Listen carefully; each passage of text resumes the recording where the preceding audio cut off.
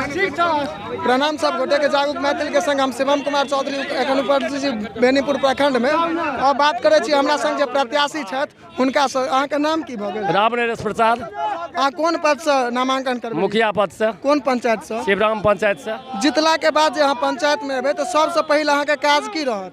सबसे पहला काज जल नल योजना के देखबै, एहि के बाद सड़क के देखबै, तकर गरीब जनता के की जरूरत छै ओहि मुताबिक काज करबेबै करबै। बहुत सुंदर बात कहलिए। अहाँ अपना गांव के मतदाता के किछु संदेश देबऽ चाहबै? अहाँ अपना गांव के मतदाता के किछु संदेश देबऽ चाहबै? हिनका सबके हम अपना मतदाता के इएह कहबनि जे मुखिया लायक होय, शिवराम पंचायत में जे काज कऽ सकैया करबा सकैया ओहि आदमी के चुनू। अहाँ अगर वो योग्य होय तो हमरा अहाँ वोट दिअ।